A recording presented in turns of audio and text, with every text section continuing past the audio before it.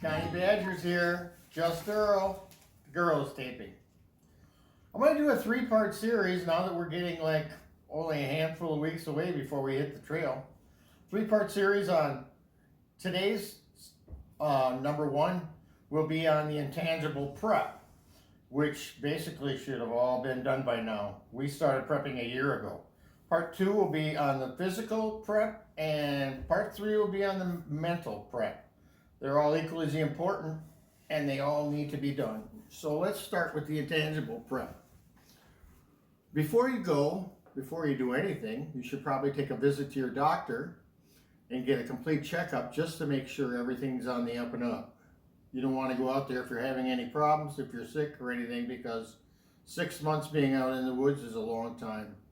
As well as your doctor, you should probably contact your dentist if you haven't gone to the dentist lately and make sure that everything is secure in your mouth. You don't want any kind of issues with your mouth while you're on the trail. That would be a real bummer. For those of you who are taking a furlough from work, make sure your boss is up with what you're doing. If you haven't contacted him, it's probably too late now. Luckily for me, I'm retired, so I don't have to worry about contacting a boss. The girl's my boss, and she said it's okay. So I'm good to go. Some things to think about that a lot of people don't ever mention that need to be brought up and paid attention to. Your mail. What are you going to do with your mail while you're gone? Do you have an address? Do you have a house? Is your mail all being sent to your house? Maybe you should contact the post office and set up some kind of a box where all your mail goes to a box. Or maybe you could forward your mail to a family member and they could contact your mail, and if there's anything in there that's urgent, then they can let you know while you're on the trail. These are all important things to take care of and think of. You should set up an emergency contact, someone that you can rely upon that knows where you're going and that you're going to maintain contact with to let you know where you're at, just in case something happens that you're going to need some help on the trail. You should set up a support group, immediate family, close friends. Let a bunch of people know where you're going, and maybe they can spread the word and spread the news, and they could join in and follow us as well. For those of you who have subscribed to our channel, we welcome you and thank you. For those of you who haven't, if you would like to, feel free. We always accept comments. All these things that I'm saying today are basically what we've trial tested and what worked for us. And I know that everybody is different. Everybody has different needs and wants on the trail. So feel free to share with us and let me know if you think there's something important that I left out. Set up somebody who's going to send supplies to you if you want supplies sent out on the trail. I have one of my sons and my grandkids are sending me shoes at Damascus, about 500 miles. The girl is I've already talked to my doctor and set it up so that my prescriptions will be renewed in 3 months from the time I start the trail, so I'll only have to worry about that once, and then she's going to send those to me. So have somebody set up a supply chain so they can send you boxes along the trail. Excuse me. Take care of your bills. You're going to have bills to pay while you're gone. You're going to have house payments. You're going to have electricity payments. You're going to have all those payments. You have to make sure that you're going to take care of those bills. Have money set aside for those bills, as well as money set aside for the trip. The average person spends between $1,000 and $1,500 a month on the trip. So if you're going to be out there for 6 months, you can figure on $9,000 you're going to be spending on the trail, as well as 6 months worth of bills at home. All things to think about. You don't want to get out there on the trail and find out in 2 months that, excuse me, that you just don't have enough money because you don't have enough to pay the bills at home. Make your travel arrangements to and from the trail. If you haven't done it already and you're only 8 weeks away like we are, you're in trouble because the trail is opened up. There's a lot of people heading out to the trail and accommodations are getting slim. Not accommodations on the trail while you're hiking, but accommodations to and from wherever you're going to get to Amacola Falls or Springer Mountain, or Mount Katahdin, whichever end you're starting on, or possibly Harper's Ferry if you're doing a flip-flop. But make your travel arrangements. Our travel arrangements have all been done. Our reservations have all been done. And we've taken care of that a couple of months ago. By now, you should have, by trial and error, determined exactly what you want for equipment. Your equipment should all be picked out. Some of the most important equipment that we think that you should have spent a lot of time and effort thinking about was, and I'll just list them off in no particular order, but obviously your tent, your sleeping bag, and your sleeping gear. That's all important, and it's all strictly up to choice, so whatever you think you need. But what we think is really, really important is to get the Garmin InReach Mini, which is it's like a phone that you can use for when you don't have phone service out in the middle of the mountains. You can also use it as a beacon to send out an SOS. Very worthwhile to get that. A lot of information can be gathered from that, as well as the Far Out on your phone. It used to be called Gut Hooks, but now it's called Far Out. What it is an app for your phone, which basically tells you anything and everything you need to know on the trail. It'll tell you what your elevation is for the day. It'll tell you where the next water source is, and then there's comments down below that'll tell you people that have been there within the last couple of days, whether the water source is good, whether it's reliable, whether it's dried up. It tells you where the next shelter is, where the next hostel is, where the next town is. It tells you basically everything you know, and it's a tracking device just like your GPS in your car. We think it's very, very important. I wouldn't go out on the trail without it. I think it's very essential to use. You should have your water filtration system figured out by now. Whether you're going to use a Sawyer Mini or a regular Sawyer, or what was the other one, girl, that you have?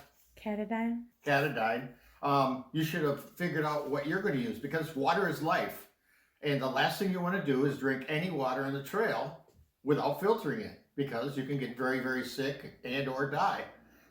So you should have figured out what your water filtration system is going to be, and you should have used it. You should have used it a lot of times just to get used to using it, because like I said, water is life.